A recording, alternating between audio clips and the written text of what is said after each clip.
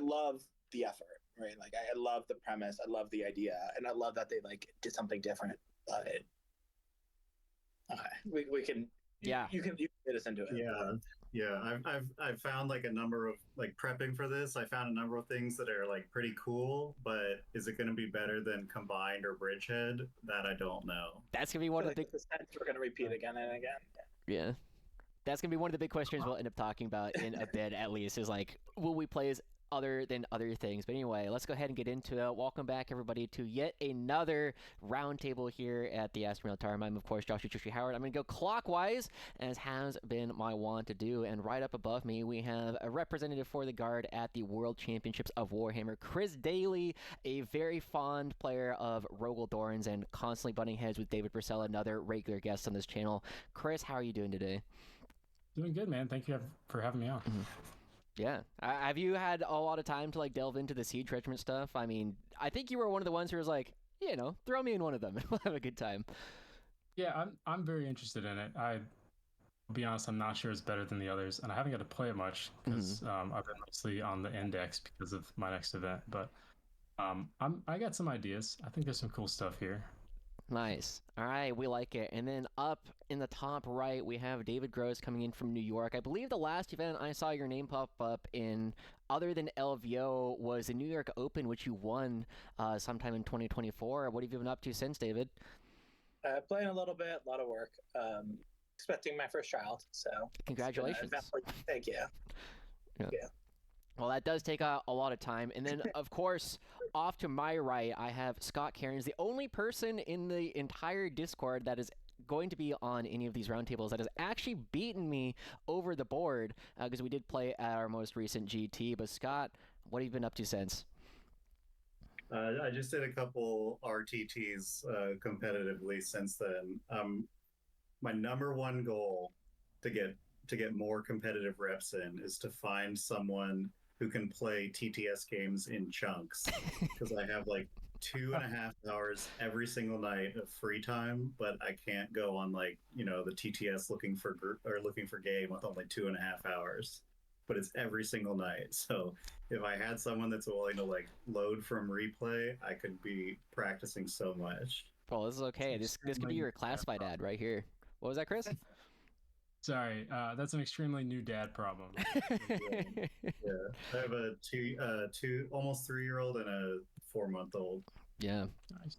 Yeah, lots of people having children these days, but one of the big things is, Scott, I think you were the one when I reached out who was potentially the most excited about Siege Regiment of all the people that I was talking to.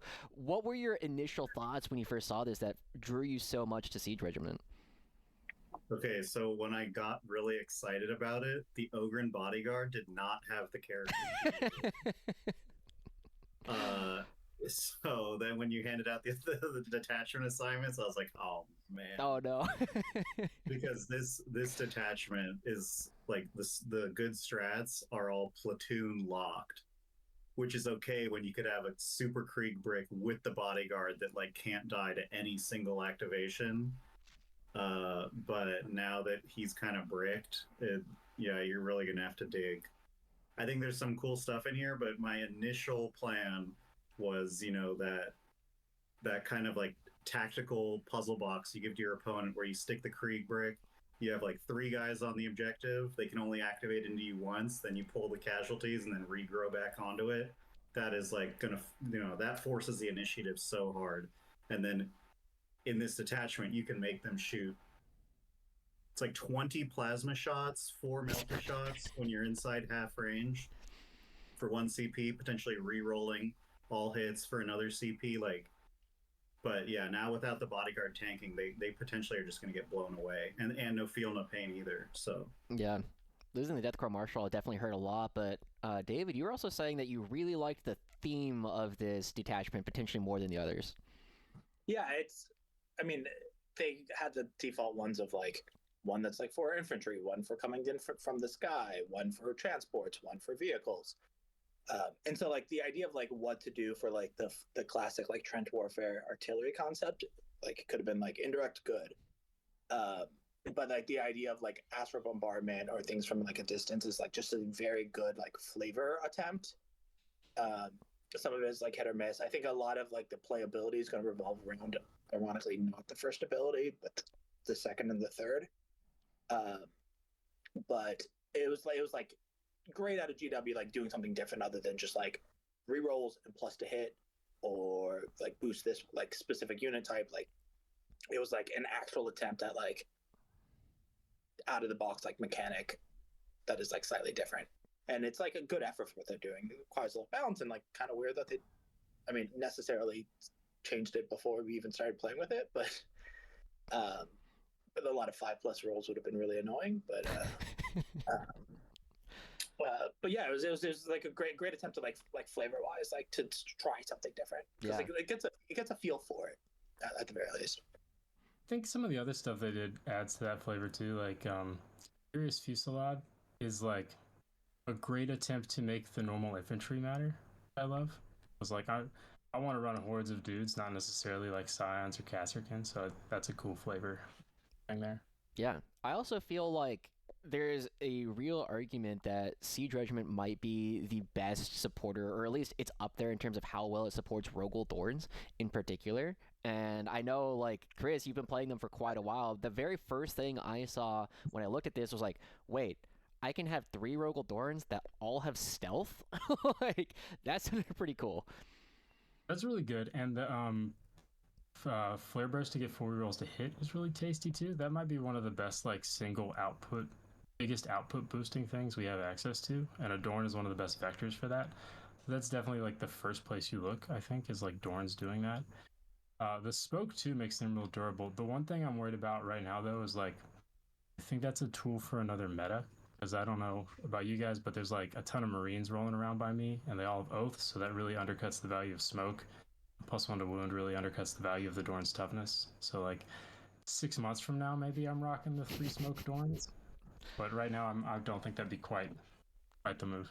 Yeah, that's actually a really interesting thing that I haven't really been thinking about. Is just one of the things that's been so cool about the codex in general, and something that I really enjoy from Siege Regiment, is that it just gives us another option, right? It's kind of like combined arms in that it's really fairly unit agnostic in what it supports. So it's like, oh well, combined arms is worse than siege, so people can just kind of hop between them kind of as they want to, or as like the data slates come through.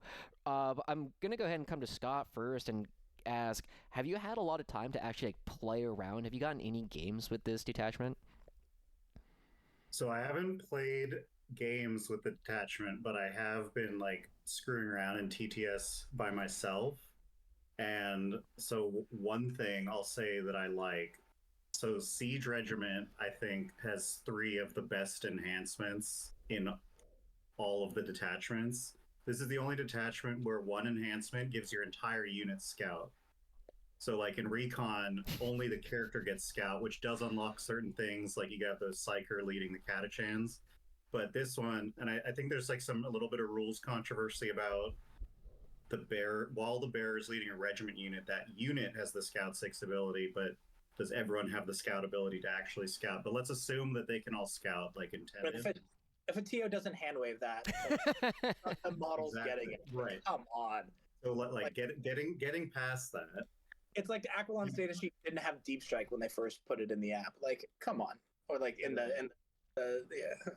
So yeah, you have the only ability in the codex that gives an entire unit that wouldn't have scout 6. You have the no overwatch, which Bridgehead also has, but this has, and I think that 1 Scion bomb in Siege is actually super strong. Like in Bridgehead, Scion's good, obviously. In combined, Scions are also still pretty good because they get lethals, although they lose the natural reroll hits that they had. But in Siege, you could turn off cover on the target you're going to drop on, then drop in with no overwatch, and 1 CP full rerolls to hit. So that's pretty good. Legacy Sardine, bad. Okay, but the Stalwart's honors. So you basically always get take cover when you issue yourself when the unit is issued an order. Like that's also pretty good because you're going to want to run at least 1 and maybe probably 2 big Krieg bricks here. But so when I was just playing TTS just by myself, one really cool thing with Eager Advance is so Creed, I think, is really good. She's going to be auto include in a lot of armies. And then she's got the 3 orders, so you kind of want to attach her to a Cadian command squad with Cadians. So that's that's a solid unit. Yeah. But you can put Scout 6 on the Cadian commander. Now, on Search and Destroy, for example, so I just I opened up TTS, I put up, I think, layout 1, Search and Destroy. You can be deployed totally safe in your home ruin, but your home ruin goes right up to the edge of the search and deploy deployment zone. So with Scout 6, if you go first, you can get your unit to the point where it can sticky your home and move out so that with a 9-inch move, it could get onto your expansion, and you'll have like 3 or 4 guys kind of like poking out behind the ruin because those are the guys that sticky to your home. But that's still going to give you the point where you only get activated into once, and you have all those Cadians that have cover because of the new ability. You pull the guys that are straggling back. Yeah. Now you can really be shot. Now you're sitting on your expansion ready to sticky that if they don't take it away from you in their opening turn. And I think that's something that no other detachment has the options for. Yeah, that's really I think cool. there's going to be a bunch of things like that where you don't have the raw power of combined or bridge, but if you want to bring this Cadian unit, instead of just sticking your home, now you're getting to also stick your natural on turn 1 or turn 2. Well, that's great. I'm gonna. Also... Oh, go ahead. Go ahead. I want to come back to the tactics a little bit. I kind of want to ask you guys like how much time you've actually had to like play with this detachment. Like how many games have you been able to put in? We'll come to you, Chris. Oh, number of games? I don't have any, man. I'm sorry. I'm fully on index guard until the end of the next week. Yeah, I feel that. People kept asking me about like the codex, and I was like, I have a GT. Like, I'm playing index for that. I don't have the time to think about it. What about you, David? Have you had any chance to actually play with Siege yet? No, I'm working through them, but this is going to be on the lower list of the ones to try. Totally fair. All right, well, we're going to come back to the whole tactics discussion in a bit, but I want to go through and let's talk about the actual rules that we have in this one. And I'm going to take turns coming around to you guys. We'll go ahead and come to Chris first, we'll come to Chris first because we got to talk about the artillery support because I think this is the core like fantasy of Siege Regiment. And you have 3 different abilities. You pick one at the start of every battle round. The first one, Creeping Barrage. Chris, this one, you roll a d6 for each enemy unit that's more than 12 inches from every model from your army on the battlefield. 5+, the unit is shaken, it subtracts 2 from the move and 2 from the charge rolls. It's no longer advance rolls anymore, and you get to do this to a maximum of 3 things. I think a lot of people, at least on Reddit and on YouTube comments, thought that this one was the most broken thing in the entire codex when this came out. Yeah, I think they're tripping. Do you think that was true when it was like unlimited things, or? Here's the biggest reason, in my opinion. I feel like as a competitive player, I'm looking for value that is consistent. And very rarely am I going to just be like, am I going to give up those other bonuses for the chance of something that matters, right? Like I'm almost always going to pick, I know this will work, I can plan around it, versus the maybe this will work, So, I mean, I think you do it if there's no value in the other ones that turn. But I personally am not going to slam that button very often. Fair. Chris, or David, Scott, you guys got anything to add to that one? Do you guys think that this is stronger? Do you guys think like it's just been too gutted, or what are our thoughts on the Creeping Barrage? Like, am I going to use it? Yeah, like that's probably going to want to do first turn if I don't have like sight lines and a unit that I need to stealth. But like, so yeah, it's absolutely going to be useful, and occasionally it's going to be like really fucking annoying for your opponent who like, oh shit, like I can't walk on and like cleanse an objective because all of a sudden that -2 movement means I have to advance to get onto it, or like vice versa, like those sort of like obnoxious sort of aspects of it. But like, it's fine. It just is going to be like that, like the first activation that you do, and then you're like going to forget about it as it goes on. Yeah. Yeah, I liked it like right out of the box, but then they adjusted it and basically nerfed it It's like if you're gonna have to roll for each unit, do you really have to set a cap of 3? Like, can I just select 3 units? That'd be kind of broken. They took the penalty off the advance. So instead of slowing them 4 or 6, you're slowing them like, probably 2, because you're only going to press this on the top on turn 1. But I mean, it's still probably better than turning off cover on 3 units if you're not going to be able to shoot anything turn 1 anyway. So yeah. And it's also going to take you time to resolve. Like if you're in 2.5-hour rounds at some GT and you want to be like, okay, all right, point to this unit. Okay, no, this unit, no. Like that's all going to be on your clock. One thing to add, because you guys both said do it turn 1 and it might like stop secondaries or getting in position. Totally agree, but I think that depends on how you build your list. Like if you brought any significant portion of artillery, I'm probably using turn cover off turn 1. Yeah, that was my other gut reaction is the turn cover off is going to be like, and I guess we'll talk about it as we get to like what units are better.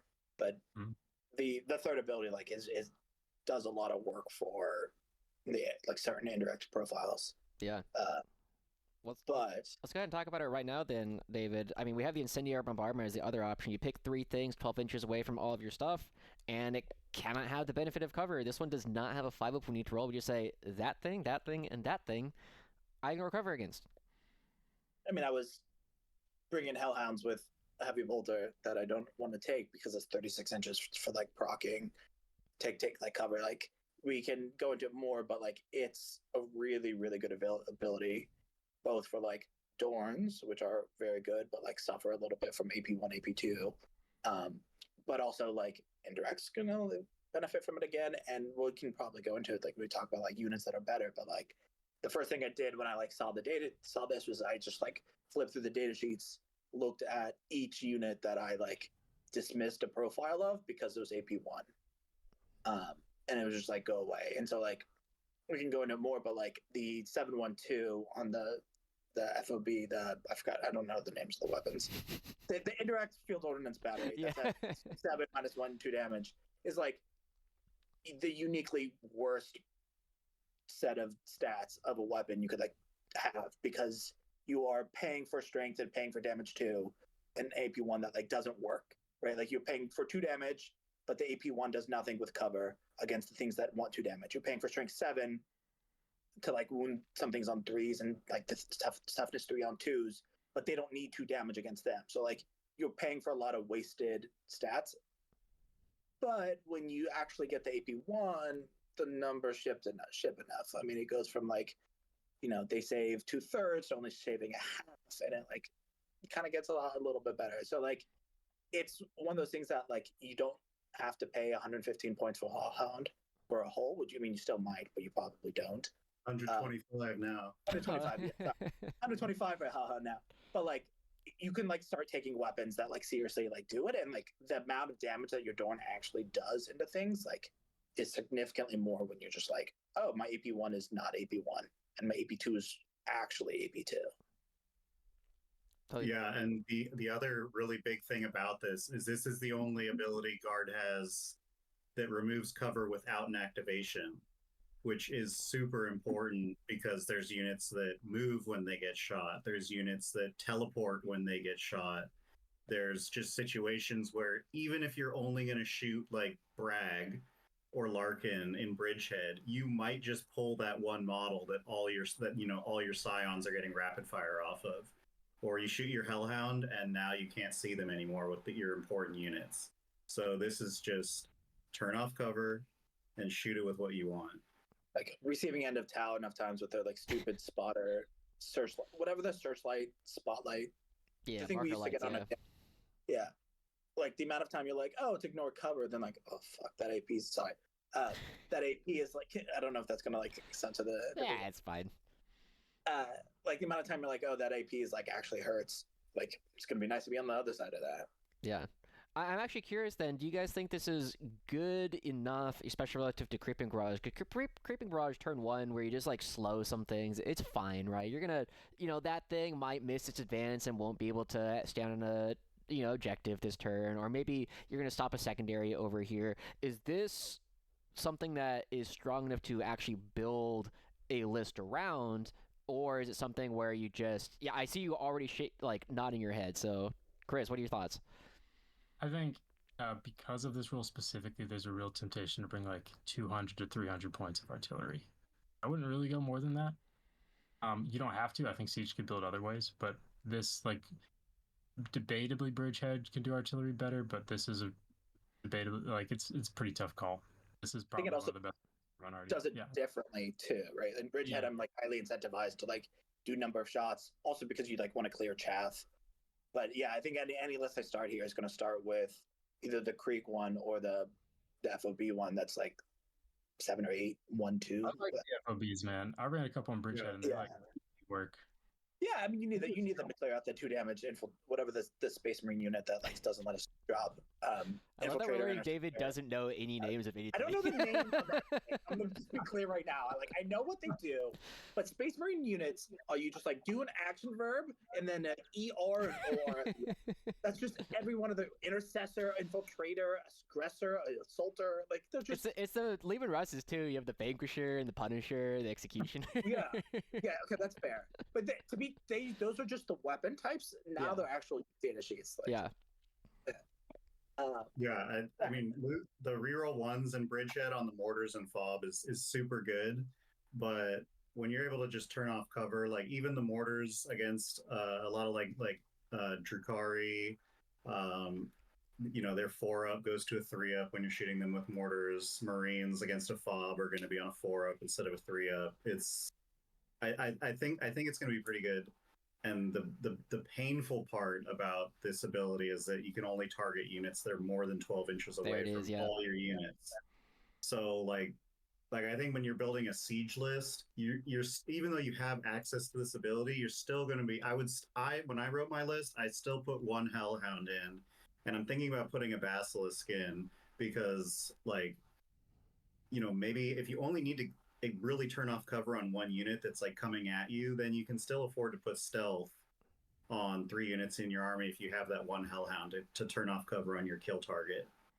And if you want to try to go for the slow, but you have the Basilisk, you can still slow that unit of like possessed that's going to run at you for sure. And then maybe you don't even care about slowing down anything else, so you can pick something else. The timing. So I think even though you can turn off 3 units for free, I think you're still going to be rewarded for bringing 1 Hellhound. I mean, especially if you're leading into the artillery. The timing's so wonky if we're like going into this. The fact that they're all start of the battle round.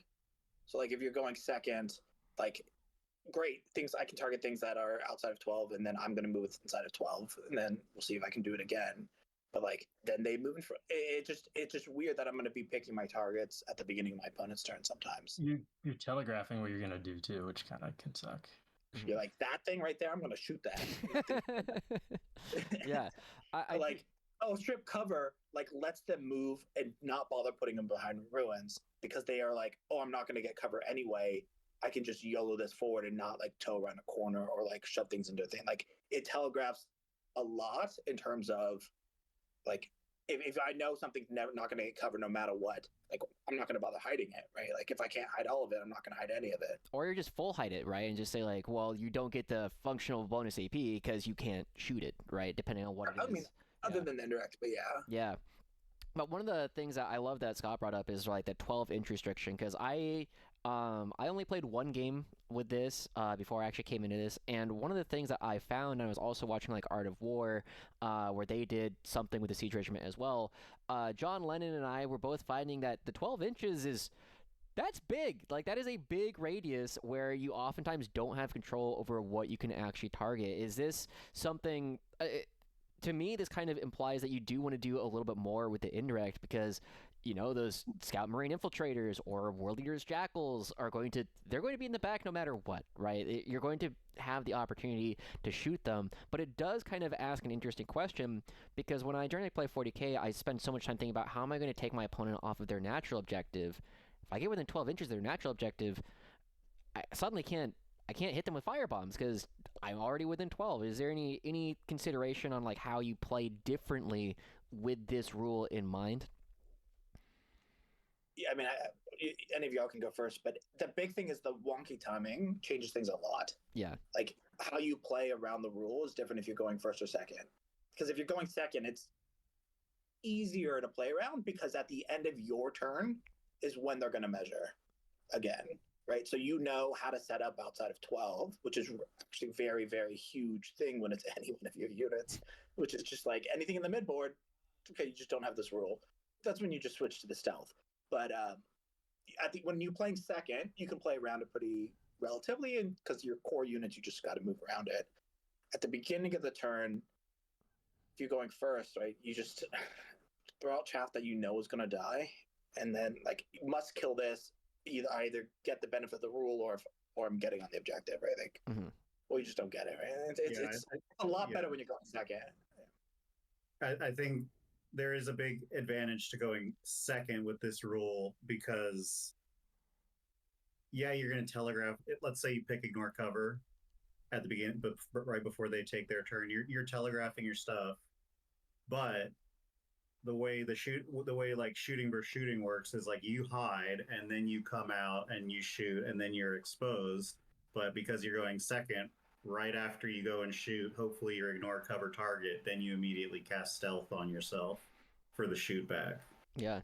That makes sense. Let's go ahead and talk about that one real quick then, because we have our third option instead of the creeping barrage or the incendiary bombardment. We have smoke shells. Select 3 units from your army until the end of the battle round. Those units have stealth, and this does not have a 12-inch restriction at all. We're shooting our own guys, so high command doesn't care. Scott, I think you already identified one of the strongest use cases of this. Like, hey, I shot everything, and now you're going to be running into my stealth. A lot of your stuff is going to be -1. Tau don't care, but most armies are really going to kind of struggle with this one because they don't get the shoot back. I feel like this one is fairly self-explanatory, and so, gentlemen, one of the big questions, I'm going to come back to you, Scott, is there are some armies, like let's say we're playing into World Eaters or Blood Angels, something that is just really fast pressure. It's going to be in your face. You can't hit them with Creeping Barrage because they're within 12. You can't hit them with the Incendiary Bombardment because they're within 12. And they're melee, so you don't really have any benefit of stealth. Is that too much of a downside where this detachment rule isn't necessarily super valuable into enough matchups where maybe we don't take this, or is it still something where you would consider taking it just because it is so good in certain matchups? Yeah, it's tough. I mean, you're going to have some bad matchups that it's going to be totally bricked, but I think it does have enough use cases where it's still, man, that sucks. I got into fast World Eaters or Blood Angels, and basically all my army roll didn't work. But you will have matchups where you're either against pure shooting or hybrid, where I think it is pretty good.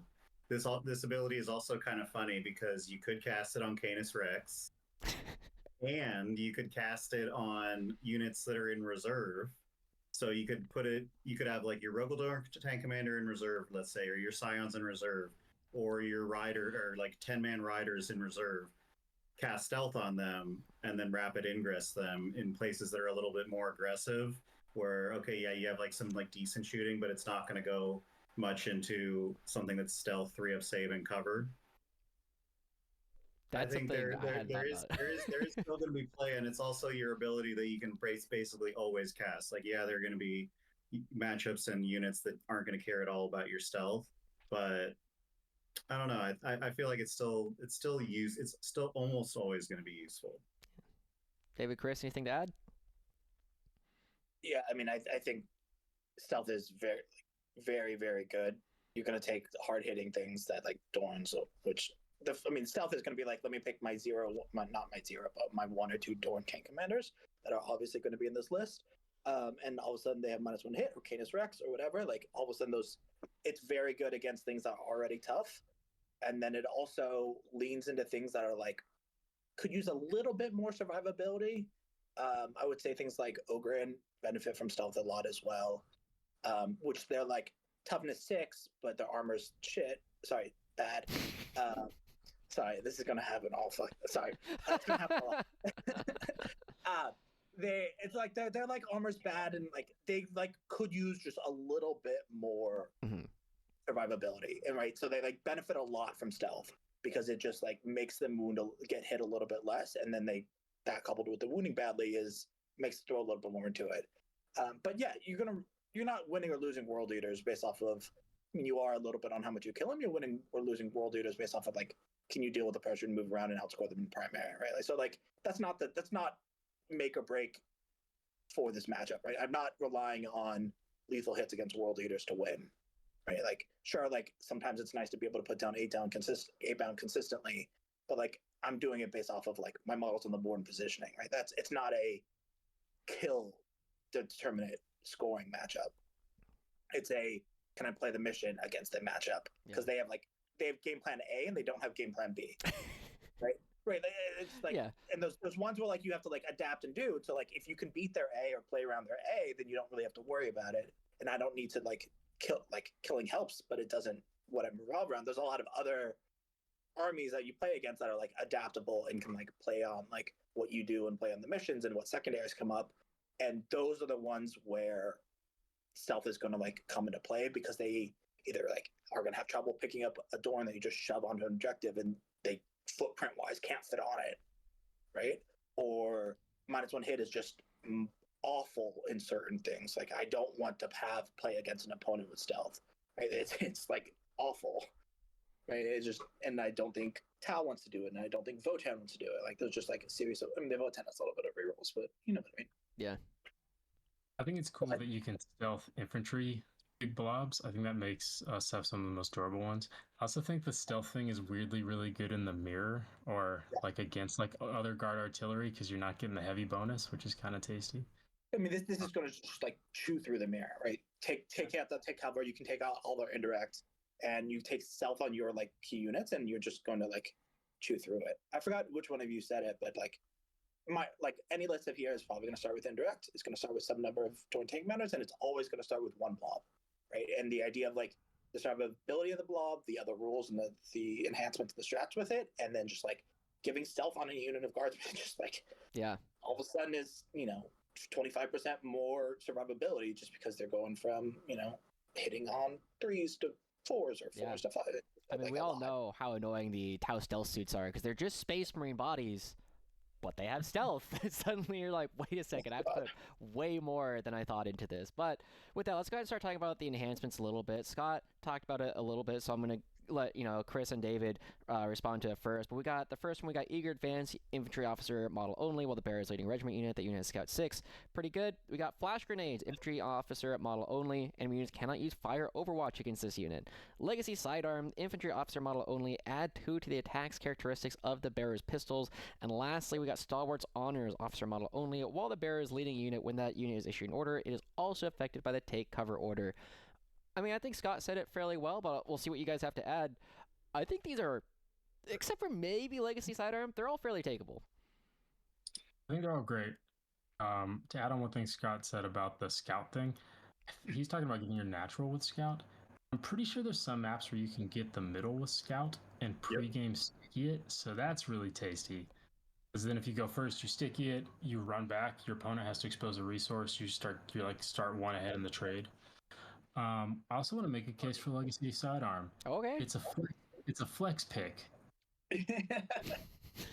It's like I beat you and I wasted 10 points on a special plasma pistol.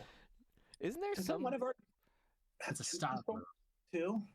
Yeah, I think the Krieg Command Squad Lord Commissar has like 2 pistols or something. He has a las pistol and a plasma pistol. Let's go, 3-shot las pistol. That's what we're all about. You should get to shoot both. Like it's pistols or other, right? So like, yep. You shoot your las pistol and your plasma pistol. You also attack if with furious fusillade.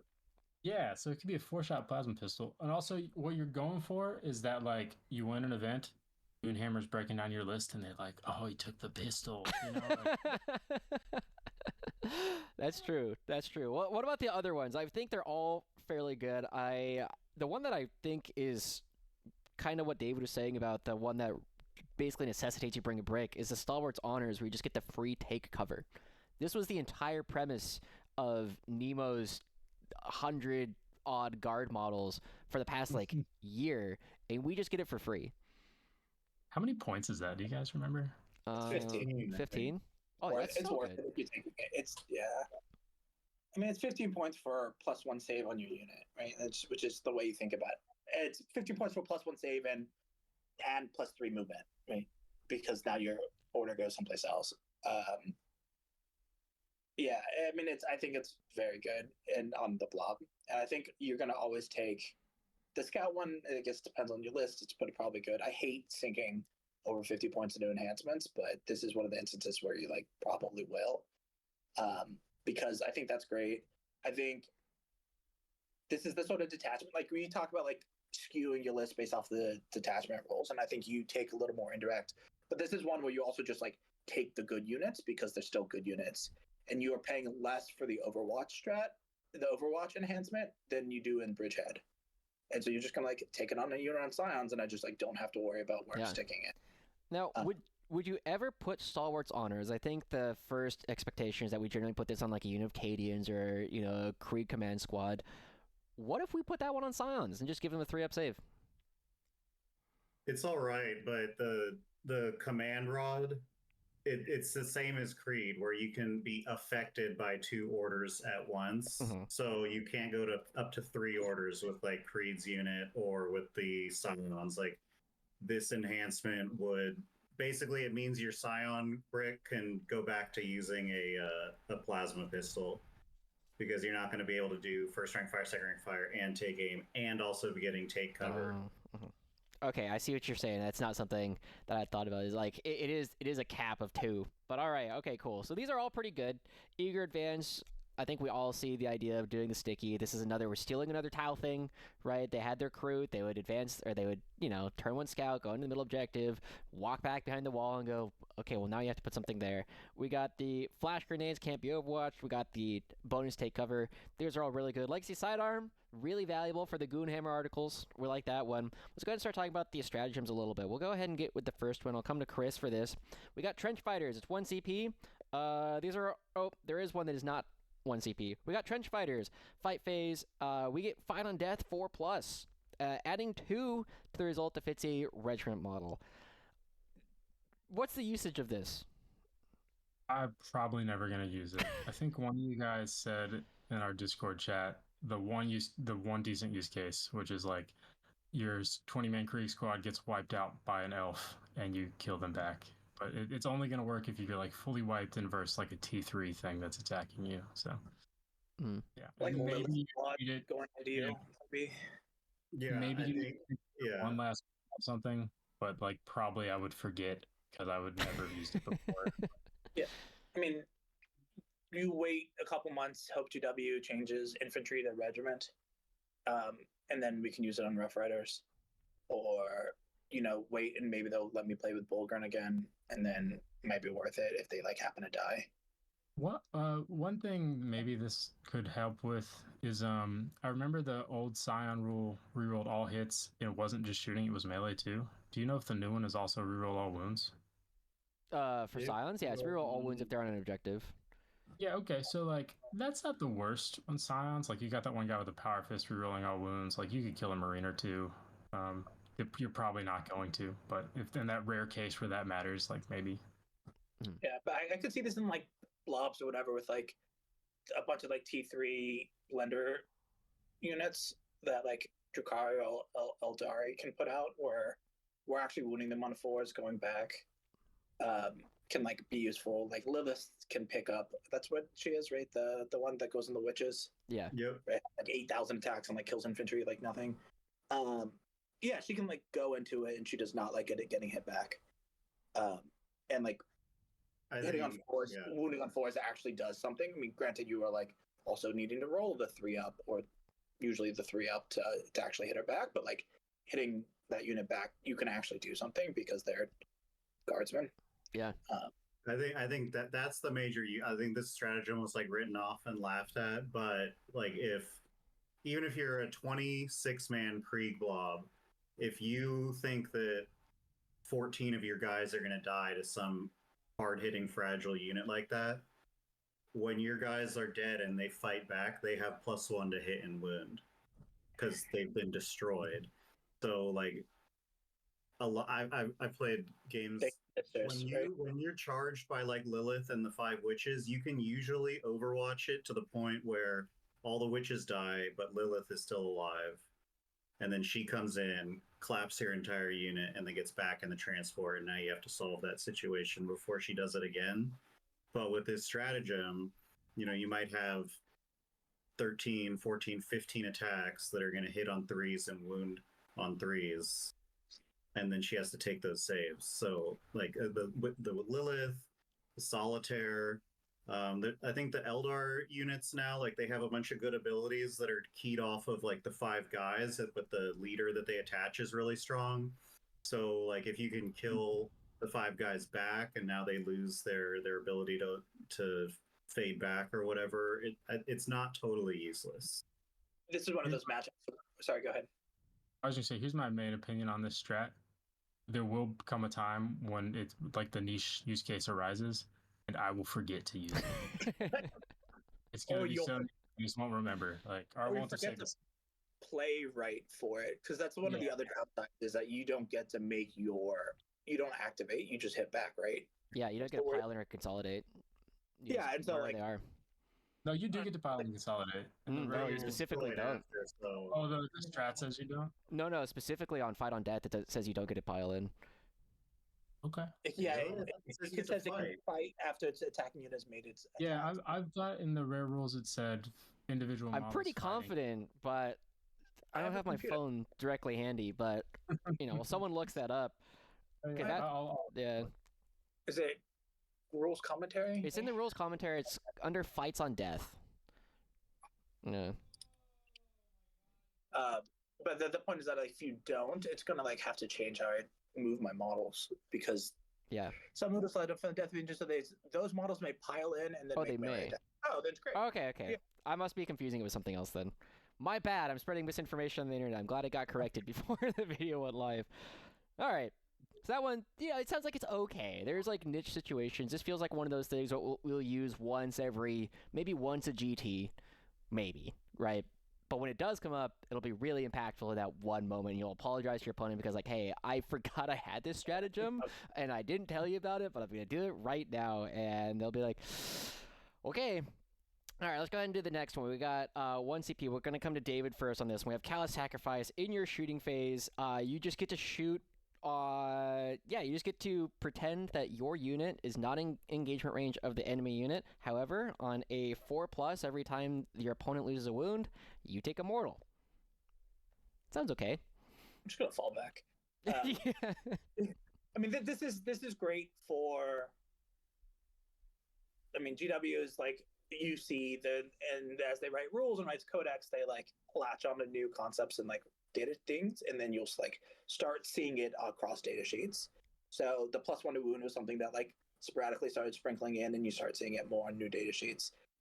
The stop you from falling back rule about like a year and a half or whatever started like showing up, and now it's like in a couple data sheets across the game.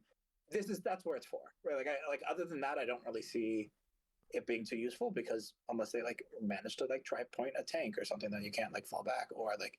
But half the time, if it's like a transport, I'm just gonna like take the desperate breakout, and like if I blow up. But yeah, I mean that's what it's for, and it's like love it, love the flavor. I'm like so glad this is back. Right, this is everything I want in guard. It's just like shoot on it. But now that like tanks can shoot down when they like used to not be able to, right? Then it's like rarely gonna come up. But it's great. It's great for 8-bound. It's 8-bound. Exalted 8-bound. There we go. Exalted.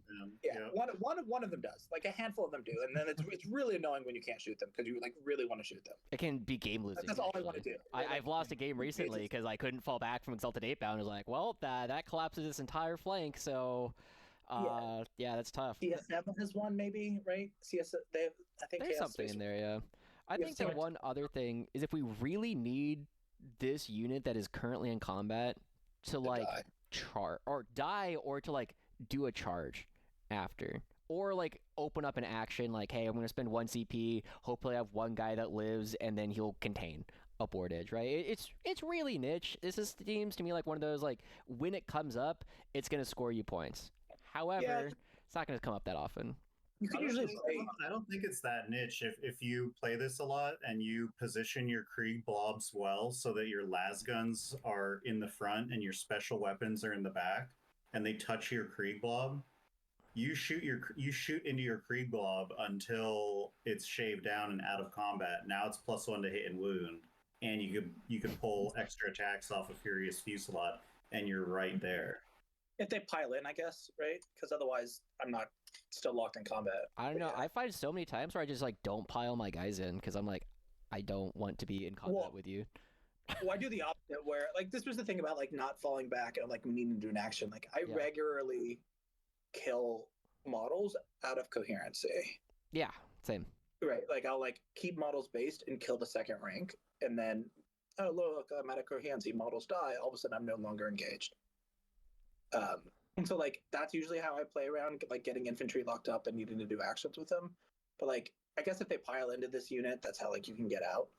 Yeah. But I guess the blobs are just like do everything, right? So like it's just one more way to be annoying.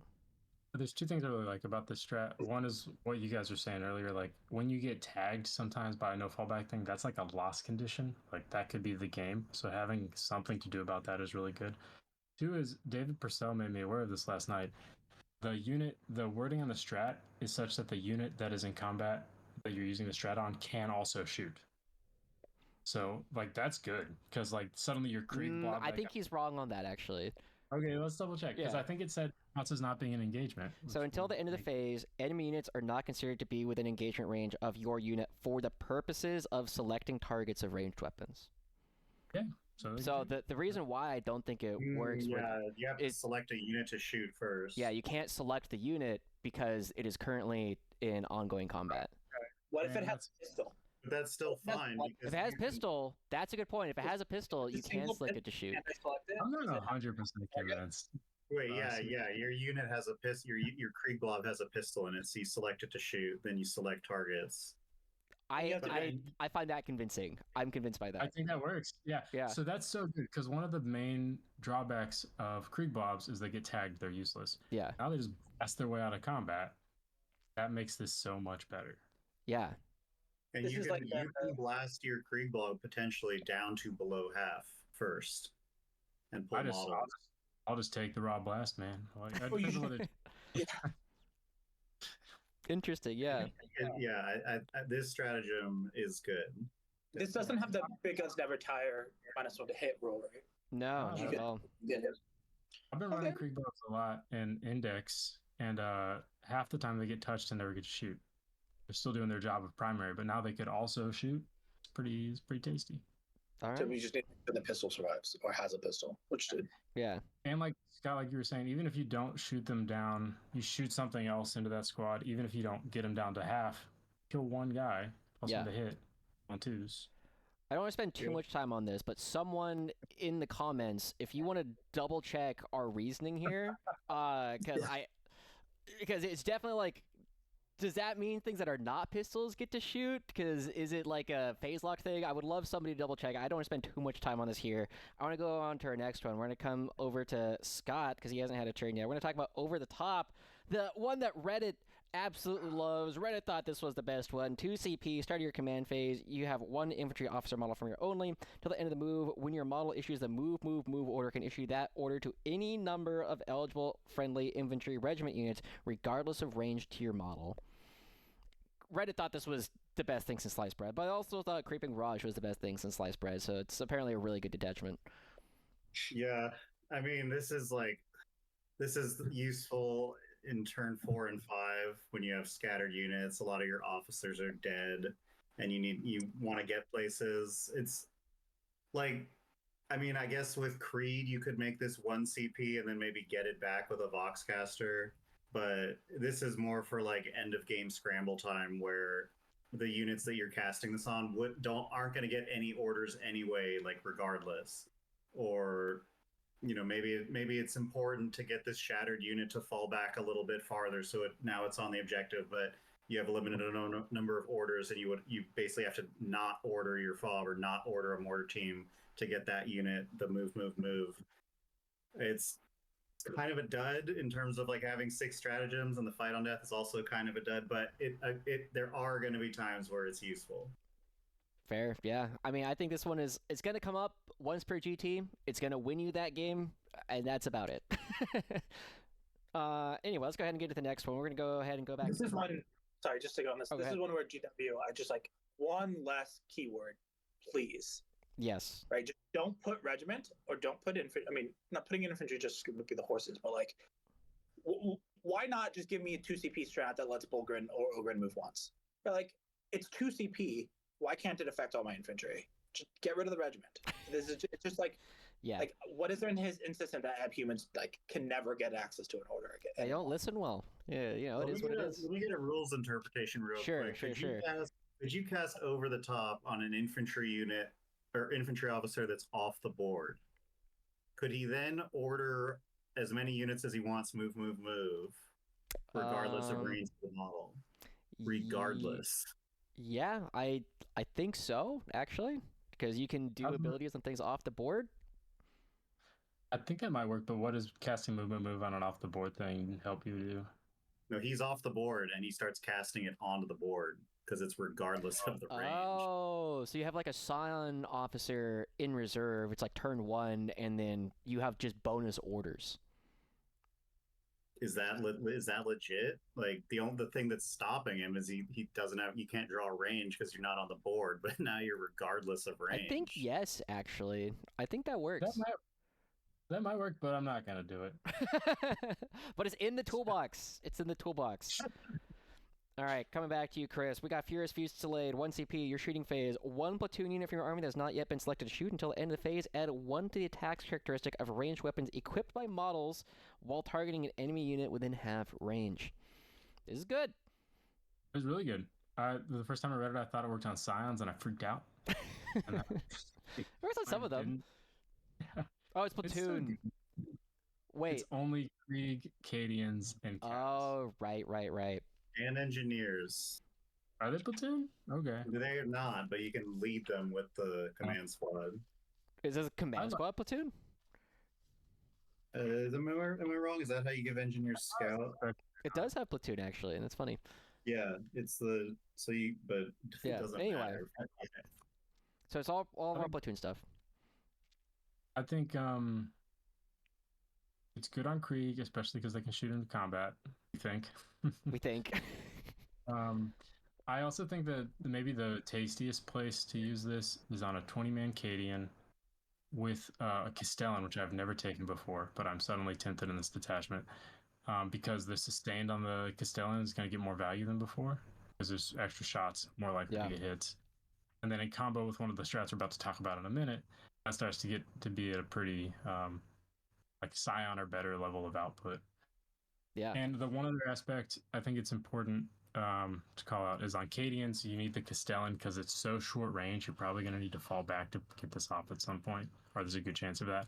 And then the Krieg, we're really hoping they can shoot in combat and do this, as otherwise they might just get tagged and never get to do it. Yeah. Wouldn't the Cadians also be able to shoot into combat with the same argument? They have a pistol in the squad, they can be selected. Just falling back would be making fair, but at that point, I don't know. I think I'd rather just fall them back and spend the 1 CP on Furious Fusillade instead of spending 2 CP to allow them to shoot. But, yeah, and then you might not lose guys. Yeah, true. Yeah, I mean, it's just really good. It's just, I generally think of this one as first ring fire, second ring fire that works on all your guns, which is awesome. Anyway, let's go ahead and talk the next one. We'll go back to Dave. We got Flare Burst, your shooting phase. 1 Astral character unit from your army that's not yet been selected to shoot until the end of the phase. Each time your unit makes an attack that targets a visible enemy unit within 12 inches, you can reroll the hit roll. I really think this one is just so obviously powerful. This is a, can I have Creed to maybe get extra CP so my Dorn rerolls once? Dorn Tank Commander rerolls once every turn? Is like the most obvious case, right? Like it's going to be great on a Dorn Tank Commander because it's just very good to reroll ones. Let's reroll all hits. Sorry, reroll all hits. Yeah, so reroll all hits. I can see it like getting beneficial because it's a character unit. So like command squad and the Scions, you really need to reroll the hits instead of the to reroll the hits like faux current rules. And you really want something dead. That 15-man Scion squad's going to do it. Kazrakin are the other instance. Otherwise, like if you just like need to have a go turn on this one big unit, like you can do it. But this is going to be like point at target tank commander, and you reroll once. Yeah. Oh, reroll everything. Yeah, fuck it. Reroll everything. Yeah. I mean, this is really good. I think we've already identified like the strongest thing is probably the Rogaldorn tank commander. Almost everything with a command squad is good. This works on Scions pretty well, right? Like it's just you pick one thing and you just supercharge it for a turn. I think the one thing I kind of want to agree with something David said before. It just has like one extra clause in there that's a little bit weird, and that's it has to be within 12 inches. Right? I feel like that's kind of like one of my complaints about the guard book in general is like every single rule just has like an extra clause where like, oh, I can't quite do it in all the places that I want to, but still this is very powerful. And then we're gonna come to go ahead. I think this one, just because of the nature of it's like a little less annoying because the Dorn wants to like shuffle into the mid board to like do its thing, and like especially one with stealth really wants to be there. Scions are going to be that sweet spot between 9 and 12. It kind of limits like Kazrakin's ability really here, but oftentimes in Scout you're kind of throwing them away up there anyway for like trading up for something that's a little more expensive. But yeah, and it's each time it's the 12 inches is from your unit to their unit, I believe. So it's not checking individual models. So you still have your volley guns 15 inches away and reroll the hits as long as your unit is within 12 of their unit. I think this is really strong, and I think it might be the best output boosting rule in the Guard Codex. And one thing, I think this more than anything makes me think this detachment competes with Combined. Because like one thing, Combined's damage output is conditional. Like it makes your tanks better at killing tanks. It doesn't make your tanks better at killing tough infantry. Like I played a game against Vanguard Space Marines. We have a really good Space Marine player around here. He beat me up. But it would have been really nice if my Dorn could have re-rolled all the hits into him. Like I wasn't getting the lethal bonus, so in that context, like my Dorns weren't better in it combined than they would have been here. Like I think this is really good in a lot of situations. That's one of the things, yeah, exactly what you have going, like that this detachment, like oddly is going for it, is that it's not a damage-based detachment with its rules. It's like a like stealth thingy. It's just like an incremental, like across the board boosts, but its strats are specifically damage-based strats, and they kind of offset the loss of lethal hits a lot. I still think lethal hits are better, but because other than the strength 12 gun, Dorn kind of really wants lethal hits because like strength 10 and strength 9 are kind of unpleasant into a lot of targets, but it does let this compete where otherwise I don't think it would. Yeah. Because all of a sudden, like, hitting on threes rerolling is a lot of hits going in. I mean, we saw that with what it would do with like Scions. Yeah. And, like now we actually get to do it with Scions without the +1 moon, but like still, right? Like you're Well, I want to come back to the, how this compares to Combined. I think we'll come back to that a little bit towards the end. I want to get this last stratagem in. We're going to come to Scott first because we got Minefields. 1 CP. At the start of your opponent's charge phase, you pick a platoon unit from your army, which is basically just our battle line stuff. Until the end of the phase, each time an enemy unit ends a charge move within engagement range of your unit, roll 1d6 for each model in the enemy unit, and they take, on a 5+, they take a mortal wound to a maximum of 6. This seems fine. Yeah, it's fine. I mean, you're gonna want it's good when you're gonna get charged by a 10-man unit of things that have 1 wound. Maybe like Beast Naga boys. There's 10 of them, but every mortal wound you do is gonna remove like 4 or 5 attacks coming your way. If you're gonna get charged by multiple units, maybe it's good.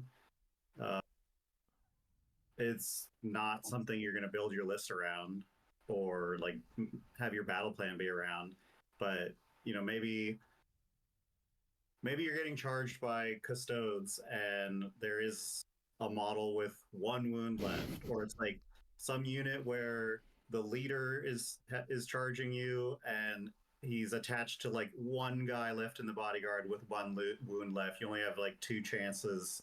But if you can kill that bodyguard unit, he has some important rule that's like while he's leading a unit, he's God mode, but then he kind of sucks otherwise. Yeah.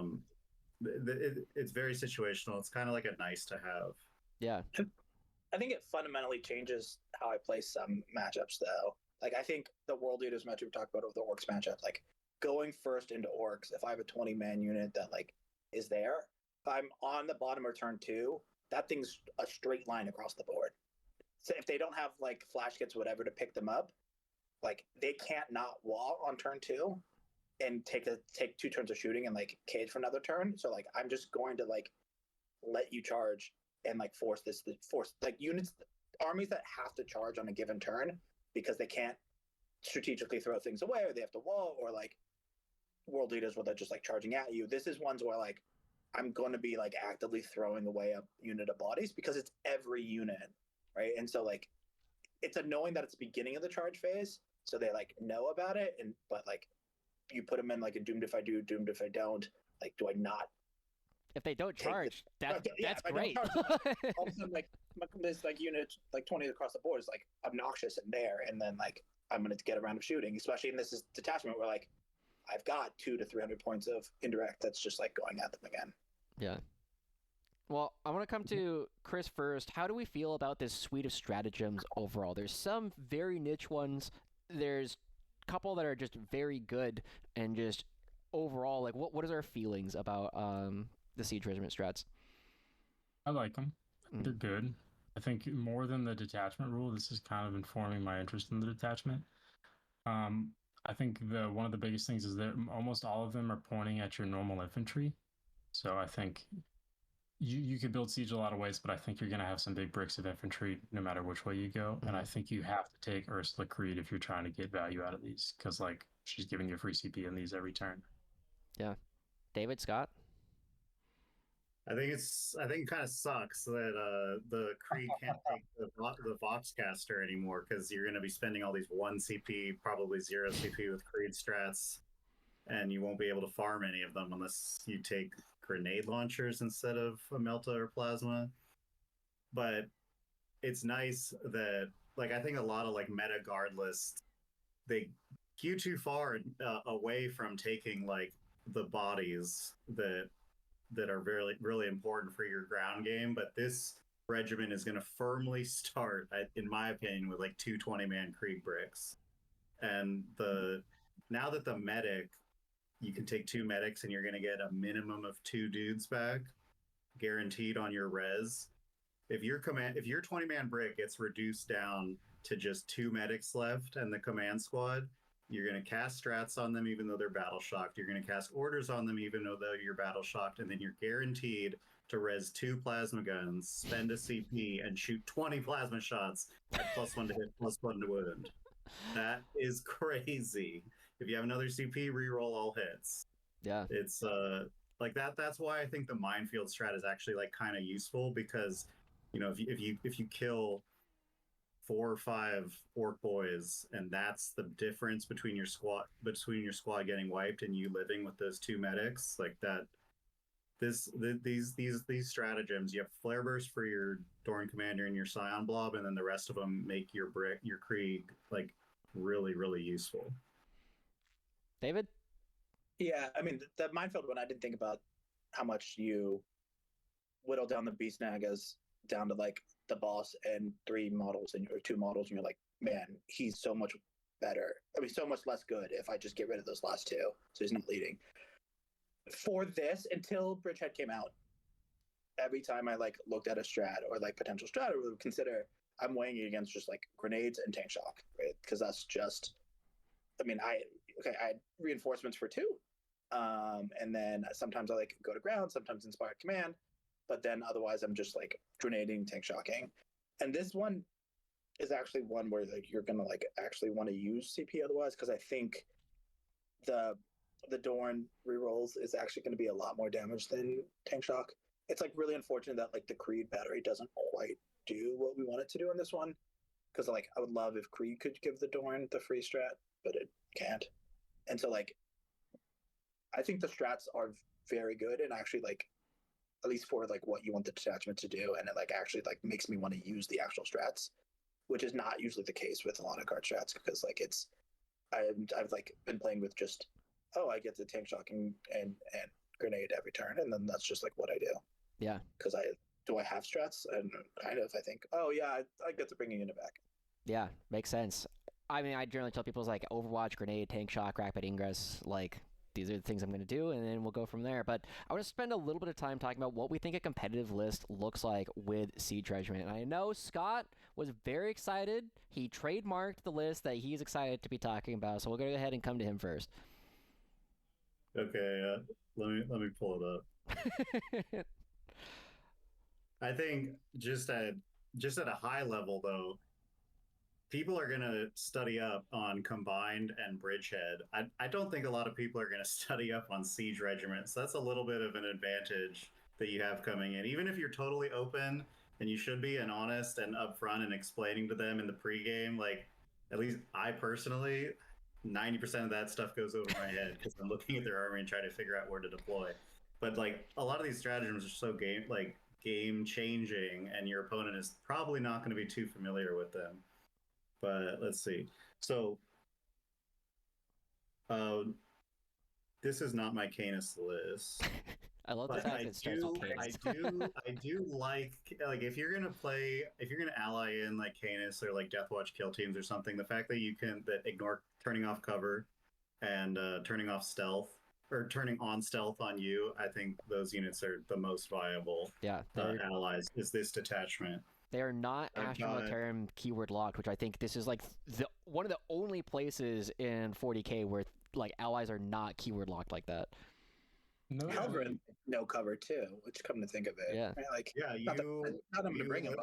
Let's say the optimal scenario comes out and you're going second, and Canis is safe behind a wall or safe behind a ruin, and you put ignore cover on your targets. Then he steps out, shoots stuff with AP3, but now it ignores cover, and then you cast stealth when they go to try to kill him back. This list I put up 2 Rogaldone tank commanders and 1 Hellhound. Those are my vehicles. Then I've got 9 mortars, a fob. I put a basilisk in here, but I might take it out. I really don't like that it doesn't have heavy, but I also like that I could slow that one unit and not even care about the creeping barrage. I've got 2 20-man Krieg, 1 10-man Cadian, Creed, and a Cadian command squad for that unit. The 2 Krieg command squads for the Krieg units, and then I have Marbo and Gaunt's Ghosts. And the David doesn't like it. Ion Bomb with no Overwatch in there too. This is the few ones where I'm like not starting with Ratlings or Marbo or something, because like the 12-inch thing gets really fucking annoying when I like infiltrate. But I think you'd still want them, probably, because you just like want to counter screen and make sure you get your scout moves, but like it like highlights one of the problematic contrasts with like the detachment rules, and sometimes I guess sometimes you're just gonna say like I don't get 2/3 of it, which is fine. But fair. But anyway, Scott, give us the brief, just a very brief, like how you imagine this list plays.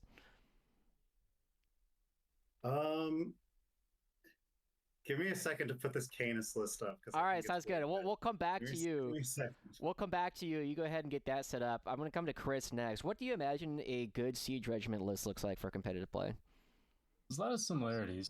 One thing I want to call out is I think Halo Screed, the Admech detachment, had a thing where they could do their buff on allies, and then they did FAQ that. So I could see the smoke thing getting fixed.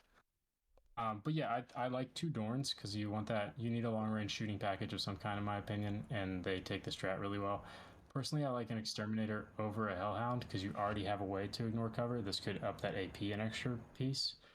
I do think you need some kind of thing to help boost the Dorn's AP, because like the detachment rule can do it, but it's inconsistent based off positioning. And that one turn when you like have to kill some 2-up save thing and it's within 12, I don't want to like be at the mercy of that positioning. So I think you need an Exterminator or a Hellhound for sure.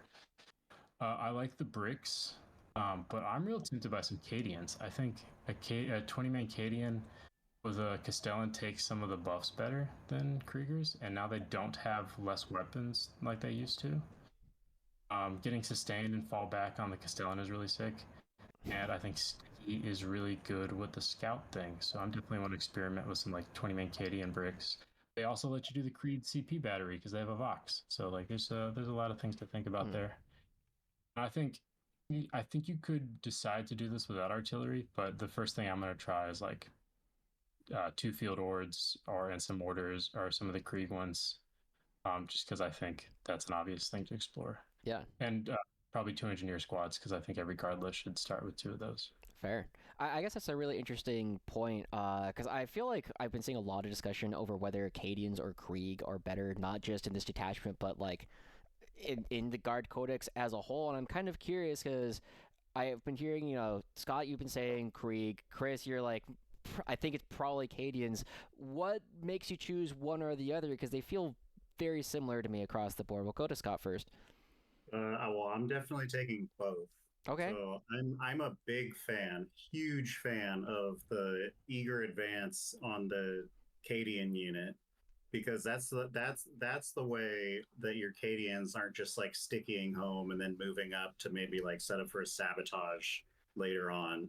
So on Tipping Point, Sweeping Advance, and Dawn of War. I know 2 of those aren't really played that much, but that is half of the maps in the pool. You can sticky the midfield or your expansion just off of a 6-inch scout move. And a lot of the times, the only way your opponent is going to be able to get to your expansion in one go is by charging onto it. But you just sticky it and then move back. And now you're setting up for 10 primary unless they send out a piece. I think you taking the Krieg Briggs, you're also taking the Cadians. If you take the Cadians with the scout and they're setting, they're getting to your natural, then they're also now in play. If you take 20, then you have the 2 plasma guns, the 2 melta guns. The command squad can give up the flag to take a plasma gun and a melta gun. So that's a lot of firepower off Furious Fusillade. So I'm not in the either or. I'm definitely the list that I have is 2 Krieg Bricks and the Cadian with the command squad and Ursula. Nice. David, what are I'm curious. Oh, sorry, go ahead. Well, kind of a question in the same vein. Like, I've been running a 20-man Krieg that I've been playing in the index, and I find that I get to shoot them once a game because they're either hiding, like really locking down a primary, or they get tagged, or they get killed before they shoot. So I'm curious if that's been your guys' experience. Pretty similar. Yeah. Yeah. Depends. Like in Index Bridgehead, I was actually getting to shoot them oftentimes twice per game because I would, get charged once and then I would shoot it with orbital lasers and be like, okay, I'm no longer in combat anymore. Thanks. But other than that, yeah, I mean, I generally don't find my Krieg shooting all that much, but I feel like that might be different in this detachment specifically. Especially if that one strat works like we hope it does. Yeah. We'll wait for the comments, and someone with more time on their hands will do it. David, do you have any thoughts on the Cadians versus Krieg debate? Yeah, I mean, first off, like I'm gonna differ from I guess both of them and a lot of guard players, and that like I don't like both in terms of like personal bias because I like driving around tanks, but like I don't like the heavy infantry list often for like functional reasons because like I'm going. Because it's a time game and I just like it's very challenging. Like at LVO, it was tough playing with 50, 60 scions because it's just like positioning whatever, and like doing that from more than one blob is like problematic. I'm on the Cadian. Like I'm probably bringing one. Like I guess I'll do like your specific question, and then like if you want me to like what my list looks like. But I'm on the Cadian side of this largely because of the leaders that I can pop into the Cadian squad. I just think that they are going to guide my decision on what the infantry is more differently. Just like I think we used to take Creed because the Marshal did what it did. Like sure, like the extra like weapons were great, but like you weren't doing it because of a couple extra plasma weapons, right? Like that's not what's going to win you the game. You were doing it because the field okay. And the same token of like being able to shove Creed into a unit or Castellan into a unit, or like scouting a thing. Like those are the reasons why I'm going to do it. And for this token, like I want a sticky, right? Like that's what I'm like sticking for. It's not because of anything else or like the other benefits. Now, before you start talking about your list, I actually want to get a, just kind of an idea from you guys, right? Because before, I feel like in the index, in general, it was like Catachan or nothing. Maybe you have Acadians to stick your home, maybe. And then some lists will bring, some like a Krieg brick, maybe 2 Krieg bricks with marshals. And that was kind of it. It was like Catachan were kind of the best. You had some like niche uses for the other ones. But for Cadians versus Krieg in the codex, is it like... is it more a personal preference thing? Is one of them like, let's say I really like Cadians and I just don't want to play Krieg? Is this like an actively harmful thing? Like I feel like to some degree it was in the index, or is it just close enough that it's like, play what you like and you're gonna have success? Both could work. Yeah. Yeah, but the guardsmen. I think you lose percentage points occasionally not having sticky because it's like you just let your guys get shot off a middle objective but they have to come to it, and I think that's like a really active play for an army that has enough trade pieces, right? Like we just often have just more things on the board, right? Activation between transports or everything else. Like we don't have 6 units that can activate in a turn. We often have like 12, and so like making them trade some early like really cascades. But like it's not going to change much. Yeah. Just do what you want to do. All my Krieg are Cadians anyway. Nice. I got 3 things I want to make sure we talk about before we run out of time. Dave, I want to hear a list. I want to hear Scott's list, and then I want to end with whether or not we should be playing this instead of some of the other detachments. Let's go to David first. I guess easier. They touch on like a lot of the minions. The big one is like a better way to frame the question, I think, is like, what do you do differently other than like other detachments? Because this one doesn't like overwhelmingly put you to something. You're still taking like the good ones, right? Like I think you still take 2 Royal Dorn commanders. I think this skews towards the Exterminator, like he said, because one I want to use for the Dorn orders, because I don't want those to go to waste. I mean, I transports whatever, but like also the 913 also really loves not having cover taken away, taken away the AP. But like the real difference is between like, and you still take at least one scion because they're just so utility and they're good. But like, what does this do differently? Is I think you start with indirect in a way that you don't otherwise because you just have the takeaway cover. This also makes me want to take transports a little less because I aggressively use my transports to like shove in their face and like get like charged with transports or like tank block or move block, and like the 12-inch rule makes me want to do that a little less because I want to operate on that fine line between 12 and 24, and like things that like they like punish them for getting close, but you don't want to get them too close or like you be able to like pull out of it is like that nice sweet spot. And transports are like a little less of a thing here because like same token I used to bring. I know it's my own army and I should know what they're called, but the anti-fly one. The Hydra? Yeah, the one that was like stupid cheap, and it was just like I'm paying for a Chimera chassis for 80 points, which is dumb, and like sometimes it gets to shoot.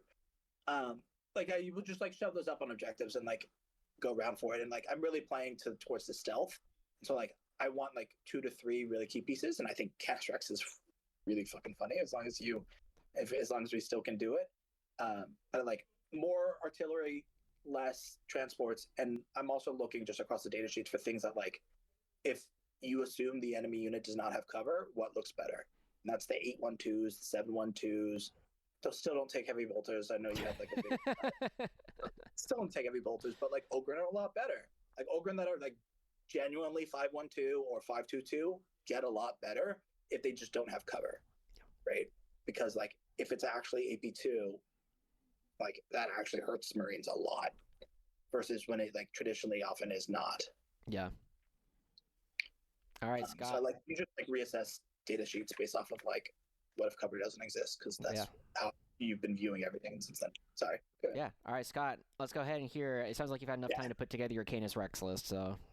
And let me write this down because I'm definitely gonna play it. Okay. I stopped with the Canis Rex list because I agree that it's probably gonna get nerfed. But it's not yet. It's not yet. Yeah, man. Do your thing. I don't want to yuck you yum. I'll put it together in a second because I edited the list the list that I just ran over because I agree. I think the Exterminator is probably a better call than the Hellhound right now because you'll turn off cover, the Exterminator gets its AP, and then everything else is AP1 ignore cover against it. So, and I took out Gaunt's Ghost 2, but now I have this weird list that's 1610 out of 2000, but I know what I'm putting in. So 2 Krieg command squads. One of them takes the Stalwart's Honors for the cover. Cadian command squad with the scout move, with Creed, with 10 Cadian shock troops. 2 20-man Krieg.